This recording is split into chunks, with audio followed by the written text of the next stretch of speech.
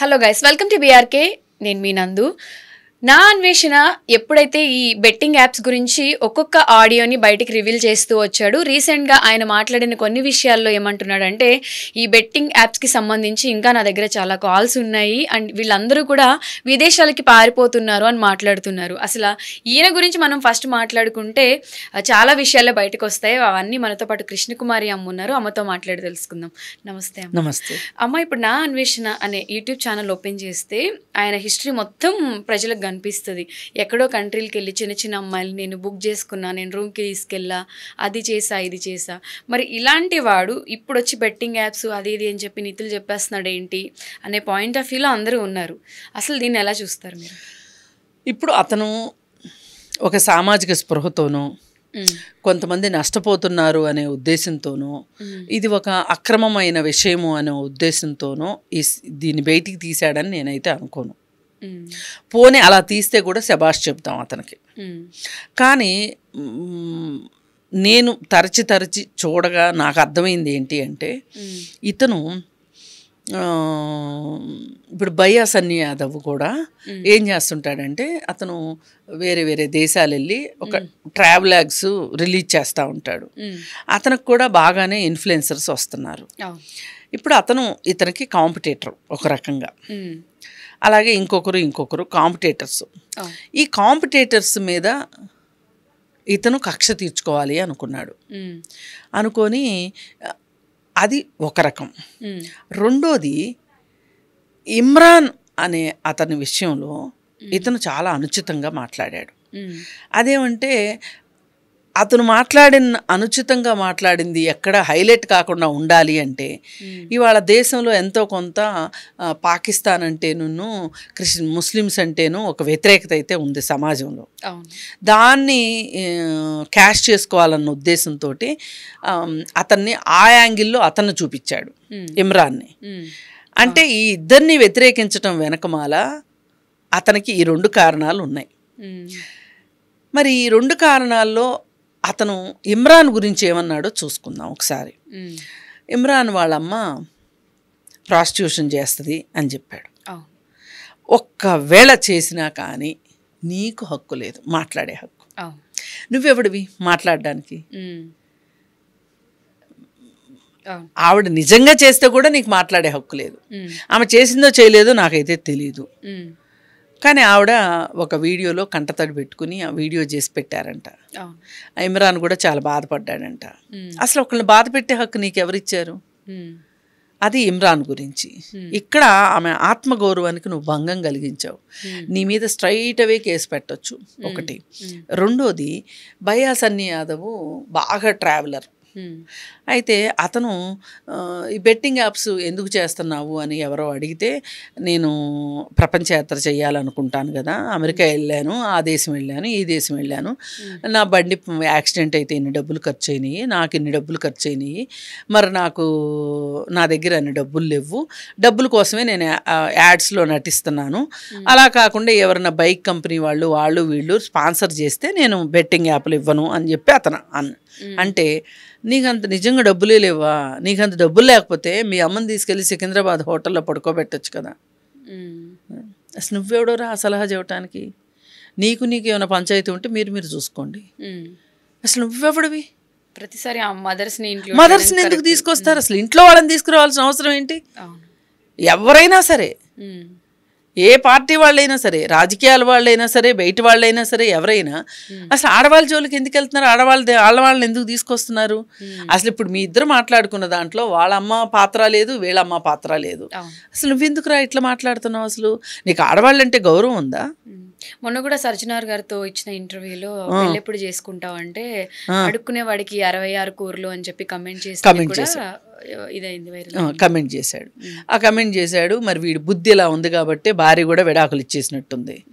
మరి నువ్వు వచ్చి ఇప్పుడు ఈ బెట్టింగ్ యాప్లకి అడ్వర్టైజ్మెంట్ ఇచ్చిన వాళ్ళ అది బయటికి తీసుకొని వచ్చి నువ్వు చేసి నువ్వేదో పెద్ద గొప్పవాడిని అయిపోతాను అనుకోవచ్చు. చాలామందికి ఇవాళ అన్వేష్ వల్లే ఇదంతా బయటకు వచ్చింది, సామాన్యుల కోసం అన్వేష్ ఉన్నాడని చాలామంది మాట్లాడుతున్నారు. నేనేమంటానంటే, నువ్వు చేసిన పని మంచి పని, కాదనద్దు, నీకు శభాష్ చెప్పాల్సిందే.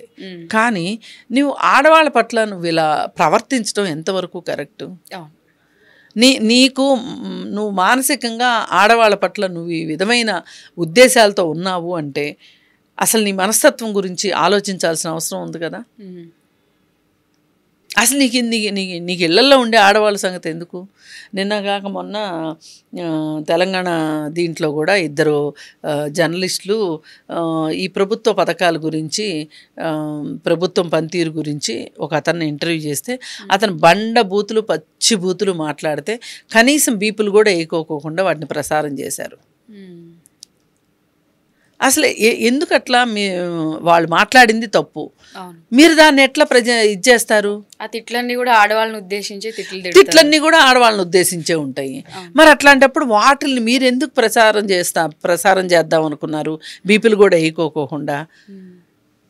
పైగా ఈ వీడియో ఎవరు షేర్ చేయకండి, షేర్ చేస్తే చాలా ప్రాబ్లమ్స్ ఎదుర్కోవాల్సి వస్తుంది అని చెప్పి ఆమె ముందు మాటగా చెప్పి మరీ చేసింది రేవతి అన్న జర్నలిస్టు. ఇప్పుడు ఆవిడని అరెస్ట్ చేసి మొన్న జైలుకి పంపించారు, ఆవిడతో పాటు ఉన్న ఆవిడని.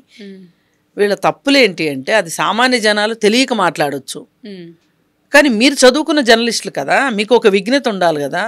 మీరు చేయాల్సిందేంటి? వాటికి బీపులేసి చేయడమా, లేకపోతే అతన్ని కూర్చోబెట్టి ఎక్స్ప్లెయిన్ చేసి, చూడు బాబు, నీకు రేవంత్ రెడ్డి గారి భార్యతోటి కూతురుతోటి నీకేంటి సంబంధం అని మాట్లాడాలి. అదే వదిలేసి అసలు జర్నలిస్ట్ అంటే నీ కర్తవ్యం ఏంటి? న్యూస్ ఎక్కడున్న న్యూస్ని ఇంకో చోట తీసుకొచ్చి పోస్ట్ చేయటం, నువ్వు పోస్ట్ మ్యాన్ కాదు కదా. అందుకని ఇక్కడ కూడా ఇంట్లో వాళ్ళనే వాడుతున్నారు. ఇప్పుడు అన్వేషు ఇంట్లో వాళ్ళనే వాడటం. ఏది ఏమైనా అతను మహిళల పట్ల అతనికి గౌరవం లేదు అనేది చాలా విషయాల ద్వారా సురపచ్చిత్తం.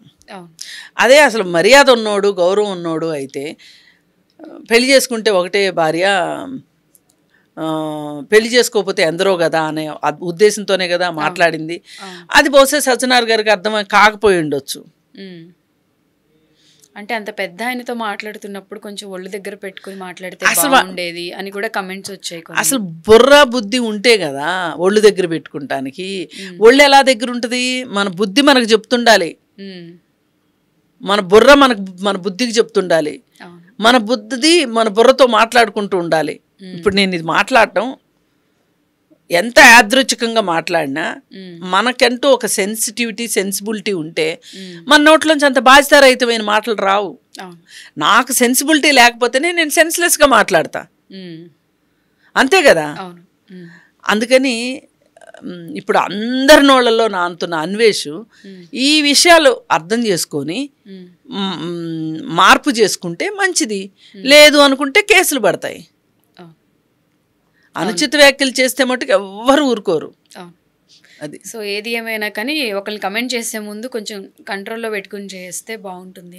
అసలు సభ్య సమాజంలో బతకాలి అంటే ఎంతో కొంత సెన్సిబిలిటీ ఉండాలి, కామన్ సెన్స్ అనేది ఉండాలి. అదే లేకుండా పోతుంది. ఆ మూడు లేవు అతనికి. రెస్పాన్సిబిలిటీ కూడా లేదు అతనికి. సోషల్ రెస్పాన్సిబిలిటీ అనేది ఉండాలి. ఇప్పుడు సోషల్ రెస్పాన్సిబిలిటీ అంటే సొసైటీలో రెస్పాన్సిబిలిటీ. ఈ సొసైటీలో ఎవరెవరు ఉంటారమ్మా? అమ్మాయిలు ఉంటారు, అబ్బాయిలు ఉంటారు, పిల్లలు ఉంటారు, రకరకాల మనుషులు ఉంటారు. నువ్వు ఎట్లా అట్లా మాట్లాడగలుగుతావు? అన్ని డబుల్ మీనింగ్ మాటలు అసలు చాలా మంది ఖండిస్తున్నారు అతన్ని. చాలా మంది అంటే చాలా మంది ఖండిస్తున్నారు. మరి ఇవన్నీ చూసుకొని ఎప్పుడైనా ఫీడ్బ్యాక్ ఉండాలి. ఫీడ్బ్యాక్ చూసుకోకుండా నాకు నచ్చింది నేను మాట్లాడతాను అని అంటే నాకు ఫాలోయింగ్ ఉంది కాబట్టి, ఇప్పుడు ఈ ఫాలోయింగ్ ఉందనే కదా బెట్టింగ్ యాప్లకి అడ్వర్టైజ్మెంట్ ఇచ్చారు వాళ్ళు. ఫాలోయింగ్ ఉందనే కదా నువ్వు కూడా నీ నోటికి వచ్చినట్టు వాగుతున్నావు. వాళ్ళు చేసింది ఒక రకం తప్పు అయితే నువ్వు చేసేది కూడా ఒక రకం తప్పు. అంటే మనం ఏదైనా చెప్పే ముందు దాన్ని మనం ఫాలో అయ్యి మనం కరెక్ట్గా ఉంటే అవతలు వినే వాళ్ళకి కూడా బాగుంటుంది. ఇప్పుడు అందరూ ఏమనుకుంటున్నారు, బెట్టింగ్ యాప్ల గురించి మాట్లాడుతున్నాడు ఇతను, సజ్జనార్తో కూడా మాట్లాడాడు, అతని వల్లనే ఈ కేసులు పెట్టడాలు ఇవన్నీ జరిగినాయి అనే ఉద్దేశంతో ఆహా ఓహో అంటున్నారు. కానీ ఈ ఆహా ఓహో అనేది మరి వేరే బిహేవియర్లో కూడా ఆహా ఓహో చూపించాడు అనుకోండి, మనమైనా ఎందుకు మాట్లాడతాం? ఇప్పుడు అవును. అతను ప్రశంసిస్తూనే ఇంటర్వ్యూ చేసే వాళ్ళంగా మనం కూడా ఇది తెలుసుకోవాలి ప్రతి మనిషి. అవును. నాకు సబ్స్క్రిప్షన్ ఉంది కాబట్టి నేను ఇన్ఫ్లుయెన్సర్ని అయ్యాను, నేను ఇన్ఫ్లుయెన్సర్ని కాబట్టి నేను ఏం మాట్లాడినా నడిచిపోద్ది అంటే మటుకు సారీ బ్రదర్, అంత అవకాశం లేదు నీకు, నువ్వు మారాల్సిందే ఖచ్చితంగా. మారకపోతే సమాజమే నిన్ను బహిష్కరించే రోజు వస్తుంది. ఓకే అమ్మా, థ్యాంక్ యూ. Thank you.